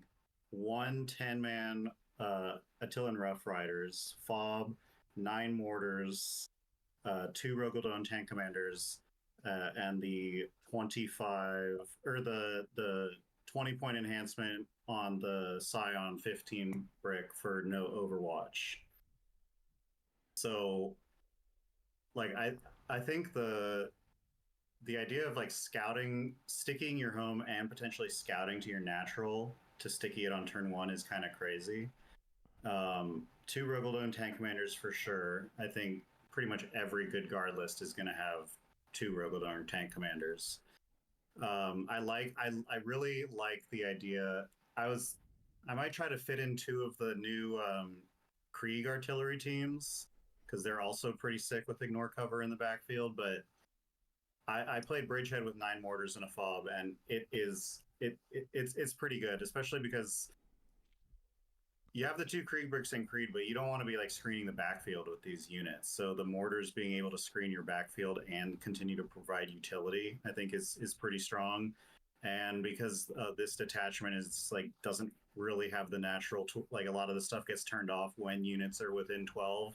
If you don't screen your side of the board and something comes in, like you can't just be all right, no cover, I'm killing you. It gets a lot harder. I think Rough Riders, a 10-man Rough Rider unit, is pretty cool in this detachment for the normal rapid ingress play, but you can also cast stealth on them now. And then that's going to let you, ingress them somewhere where they're going to get shot a little bit, but you have stealth. And then after the last RTT I played at, where I played against the Tactical Brigade Orcs, like I had been on the fence about whether to take the no Overwatch enhancement from Bridgehead. I was like, whatever, like, not a lot that are going to get through my lasguns anyway, except for 10 flash kits led with the guy that rerolls all hits. I was like, oh my god, like if I could deep strike on you, you would be completely dead, but I can't because I don't have no Overwatch. Yeah. So I think like this Siege Regiment has one of the strongest outside of Bridgehead Scion units, in that you get no Overwatch, you have access to full rerolls, and you can turn off the cover on the unit that you're going to drop in on, as long as it's outside 12 of the rest of your army. But I mean, you turn off cover, they're on an objective, reroll all hits, reroll all wounds, and maybe then you're second, then you cast stealth on them when they're going to shoot back at you. Sounds like a lot of fun, honestly. I think the Rough Riders are really interesting because it is one of those weird spots, like how much do you want to play around the detachment role? Because giving them stealth on the turn they come in is great. However, they are a melee unit, and melee units tend to like being within 12 inches of enemy models. So like that's one of those really interesting spots where I feel like it's good, but you're going to have to play it really well. I think the biggest argument for taking one 10-man rider unit is they're going to help you in the situations where you can't like put ignore cover on some important unit because they're close to you. Now they're close to you, you charge them with the horses. Yeah. Or you're against a shooting list, but you reserve the horses, put stealth on them, and then they arrive somewhere where they're not going to get shot by too much stuff. Yeah. With their stealth. All right. Well, I only have you guys for sure for about 5 more minutes. So I want to make sure we get one of the core questions out of the way. That's really important. Siege Regiment, how good is it actually? Will we be playing this instead of Combined Regiment or Combined Arms and Bridgehead? And if not, what would it take in order to like improve Siege or the other ones coming down in order to make Siege competitive at the highest level? Let's go ahead and go to Chris first. I think on raw power, Combined is a little better, but okay. I think there are lots of metas where Siege is better, and I think you could argue we're in one. Like Siege gives really good tools into what I assume is going to be a horrific Eldar Spring, so I feel good about that. They don't want to be artilleried a ton. I also think it's got a couple tools I like in the Marines. I don't think the stealth is as good into Marines, but I think the damage boost of Flare Burst is better than lethal into some kind of Marines, because like my Dorns don't get lethal against infantry. A lot of Marine lists are much more infantry heavy than vehicle heavy. So I think there's definitely some metas where it could be better. Personally, I'm more motivated by I just want to try something new. I've been playing Index nonstop for a year and a half. And this lets me run a similar model range, but with a different style. So I'm excited for that. Yeah. David. I mean, let's just set aside Bridgehead, because until they're going to change the rules at some point, but until they do, or like whatever, it's just very, very, very good. And it's like tougher to play, and people get like better at it. But you just start walking your scions on the board, or uppy downing them, and like start the counterplay to it. But there isn't a reason to do most of these things instead of Bridgehead, right? Like until they do it, I think Bridgehead just is just the raw most powerful, unless you just like don't like it. And I think the Index is much more balanced across the board. If the reason or what to play this is if the AP1 profiles are very good into what you think you're going to see, this is the one for you, because this lets you just like, those exterminators are flat 3, the rogue Dorns have a ton of flat 3, like all those guns will just chew through things if all of a sudden nothing has cover. And it's just like great. And if you don't need to like rely on them to pop tanks, which is really where the lethals on the rogue Dorn is like where it wants it, then like those are the scenarios where you like this I think is better.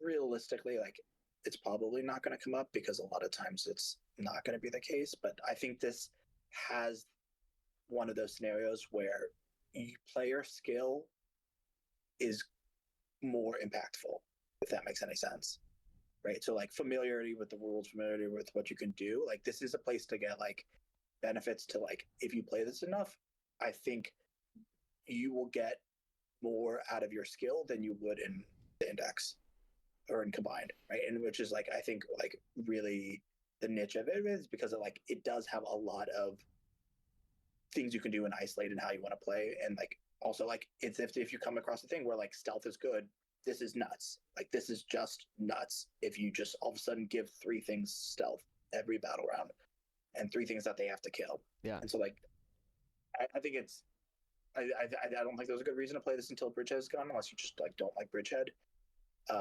because I think Bridgehead just does infantry better and silence better. But this has like gameplay for like leveraging like what you want to do and certain like damage profiles as well. Yeah, so it's kind of interesting there because you said that you feel like this is more skill expressive than the combined arms, which I think I agree because of how niche so many of the stratagems in particular in this are. Do you think that, you know, we'll take it a hypothetically equally skilled player with Siege and with combined, which one do you think does better, or is there like a certain threshold at which a Siege player is going to have more success than a combined player?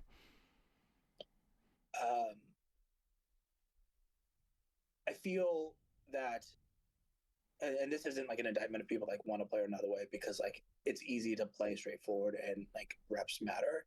But this is the one that I think the more you play and the better you're playing at, the more you'll get out of it, like a lot more. And I think a very, very skilled player, which is probably not me, because I like, this is an infantry heavy list and I don't like tend to do that as much, like can do things with this detachment that they won't be able to do with combined, and they will just be better at combined. They're better at this than combined, and they will perform better. And I think this can like rewards actual skill. And so I think like a very good player who's familiar with this, like should play this, because I think this will let them do things that they wouldn't be able to do in combined. And it's like very straightforward, and it like lets you like toolbox armies are great if you can use your tools. Yeah. Right. And like, you know, if you have to hit everything with a hammer, then that's great, but you're only going to hit things with a hammer, and anybody can do it. And if you're very good at hitting things with a hammer, you're going to be very good at hitting things with a hammer, and it's going to be great. And that's absolutely what you should do. But if you also know how to use a screwdriver, you should maybe use a screwdriver. Right? Like, this is like a really shitty metaphor, and sorry for all those viewers who have to listen to me do it, but like this is a toolbox list of rules, and this rewards you for playing with it. And like if you start with it, you should continue with it, because this is the like you will find times that you're going to get to win because of familiarity that you wouldn't otherwise get to. Yeah. And so like this give you like opportunities, because you're like, oh, I can do this, so I can leverage this, so all of a sudden I get a burst of damage from here, and like because that's what they do. Yeah. Scott, what do you think? Is this a a higher skill ceiling, or is this something where we should stay away because combined is still just better? I mean, I think so because I've been still been playing Index because like that's what's competitively the rules right now. But I think what's really going to make or break Siege is how I feel about for me is how I feel about the durability of the Krieg bricks because they losing the 5-up feel no pain and losing the bodyguard, like I'm not sure like how much they can stand up to. I still really like the play where they're in your mid-side ruin and you stick out 3 guys and you're on the home objective. They can only activate once into you.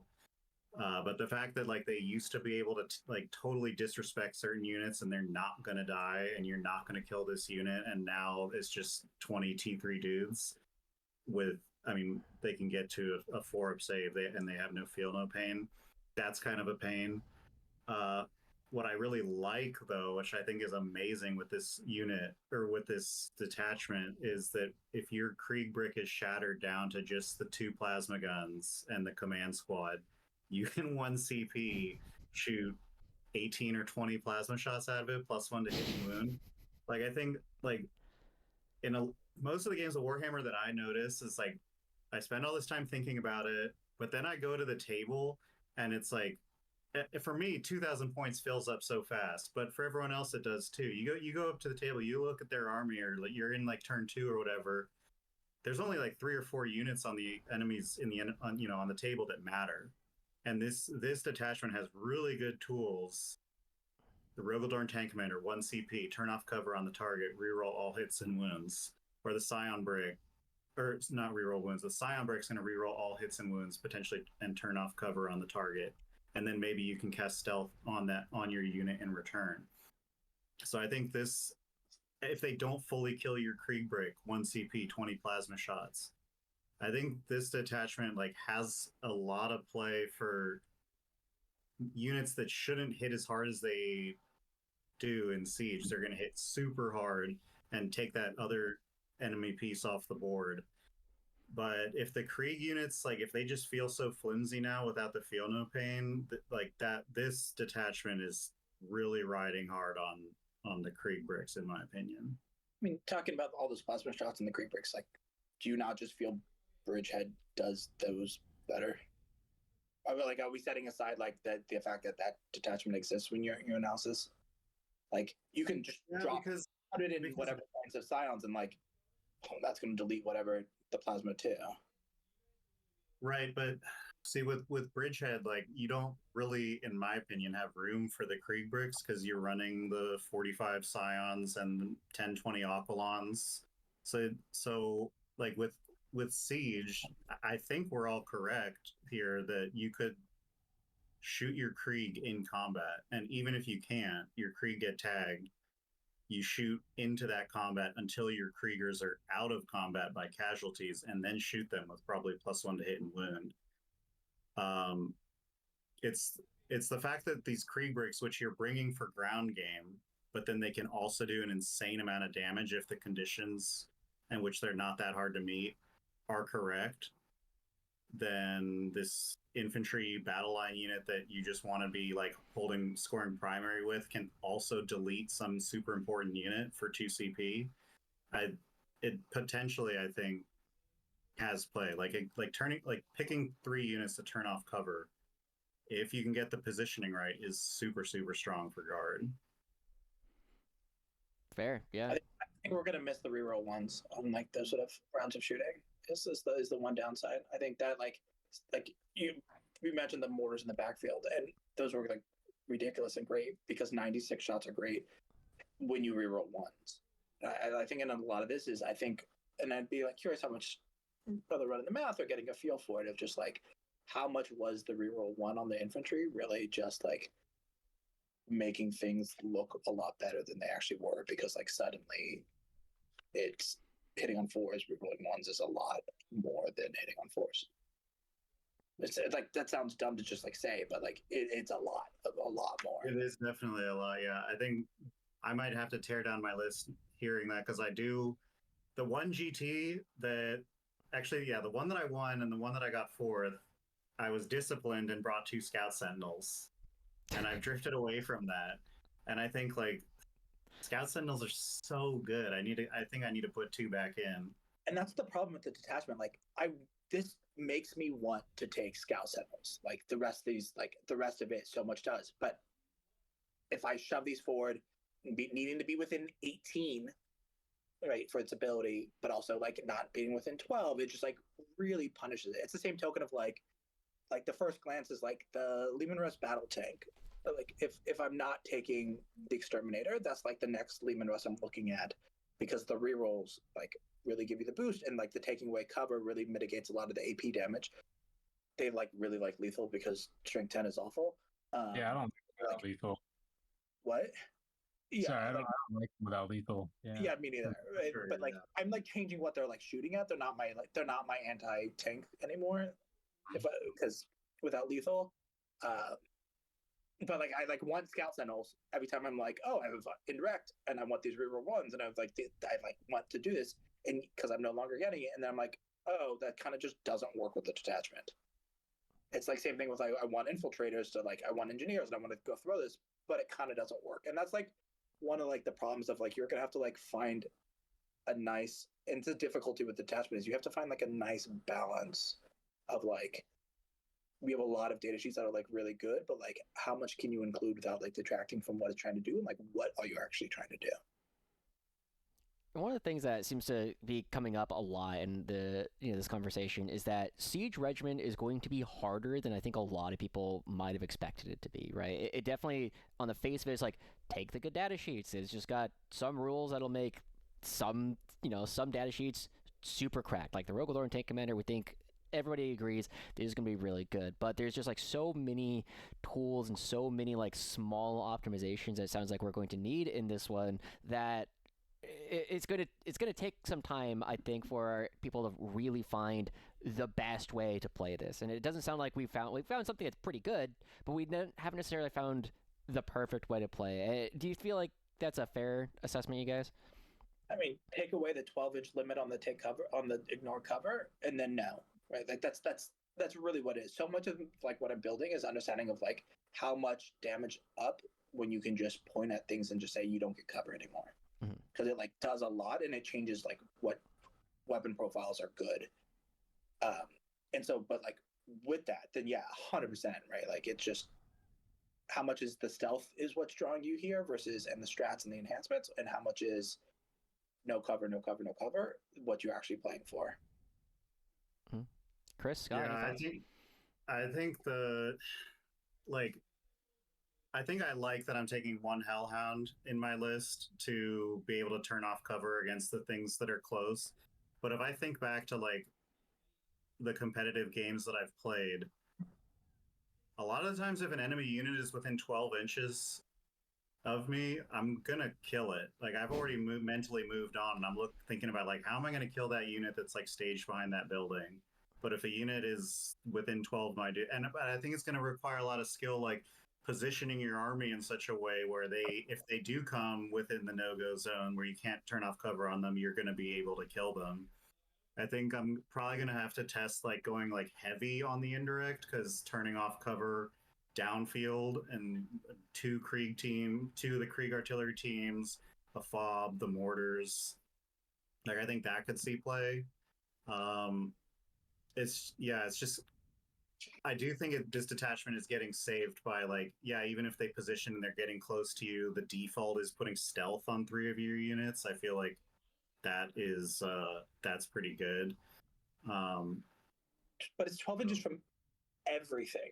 Like if it was 12 inches from my deployment, that'd be one thing. If it was 12 inches on the beginning of my turn, on their turn or whatever, but wonky timing, they get to know, and for being in the battle round. But like a lot of times I'm shoving engineers up to grenade something, or a scout sentinel to move block, or like a lot of transport to charge this, like the fat dudes that have the las cannons that go up and down. You know what I'm talking about? Yeah, the big bulky dudes, yes, right? The Centurion Ghost. Yeah, and they have like they have like really good shooting, but they have like pillows for weapons, and if you shove a chimera into them, they're not doing anything for the next 3 turns.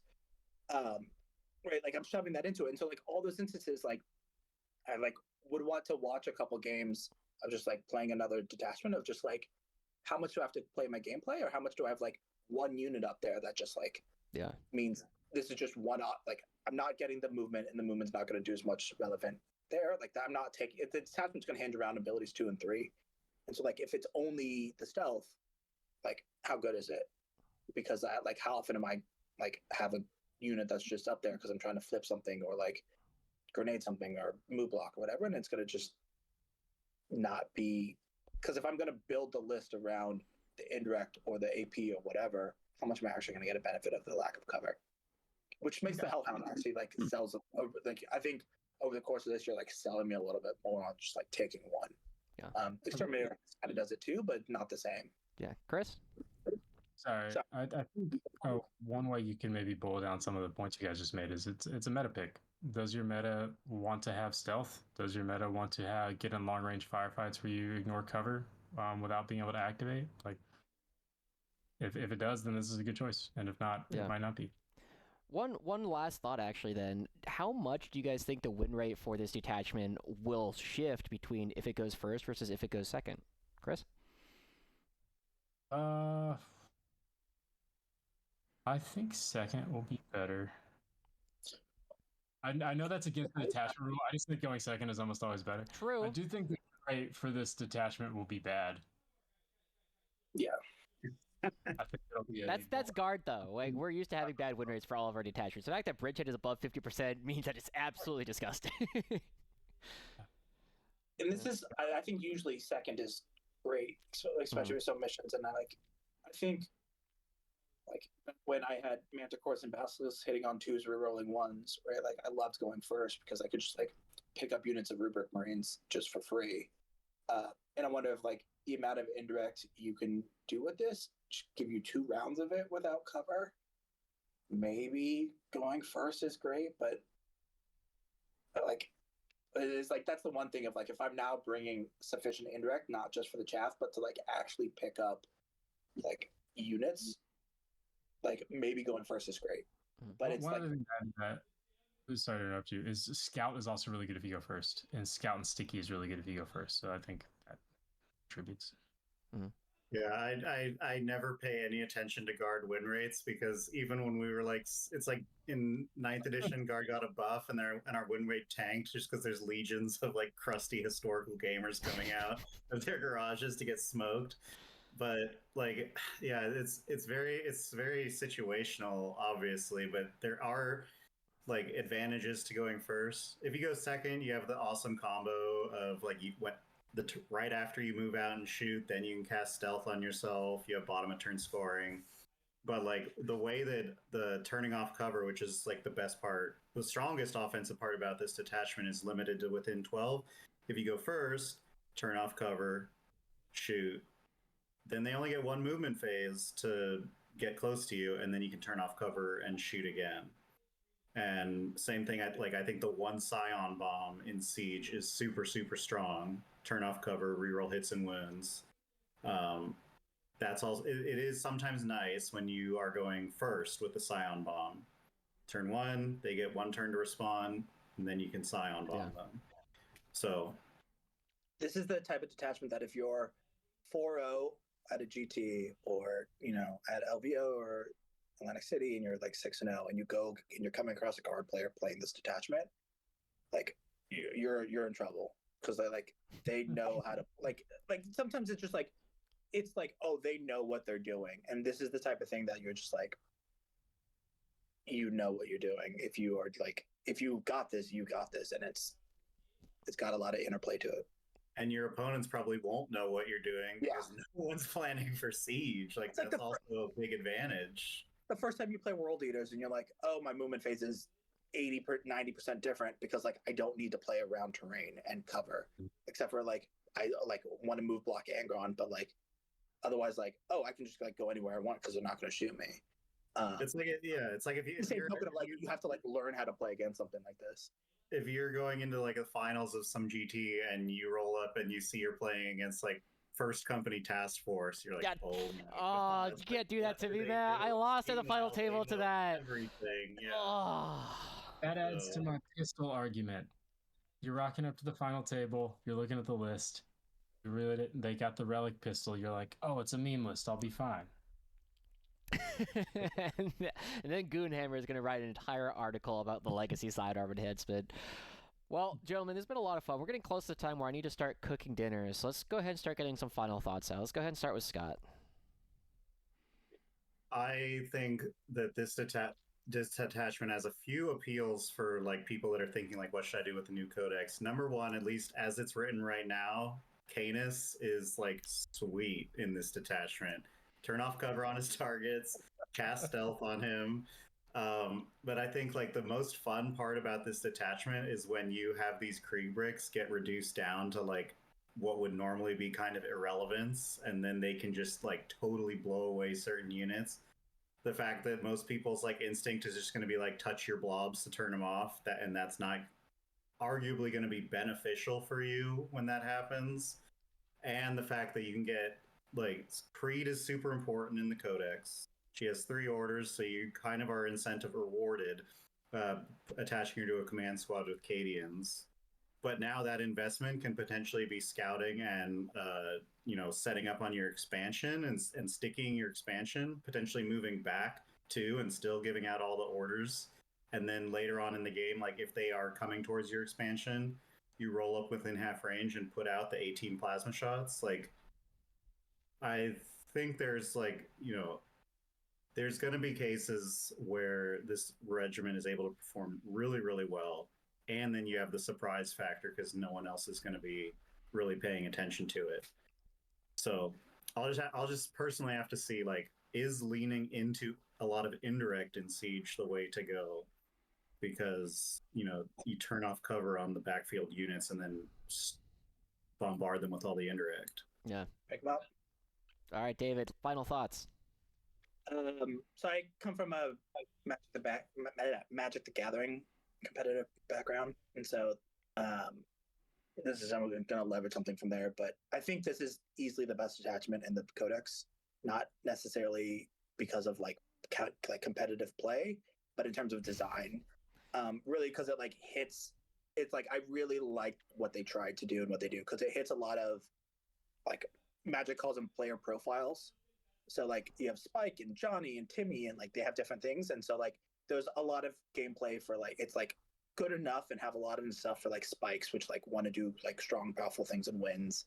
The Vorthos, or like I forgot, I think that's one is like the flavor one, right? Like it's flavorful. It's attempt to like imagine naval ships in space like bombarding and like doing sort of things, or shining a giant spotlight. I don't know about that one.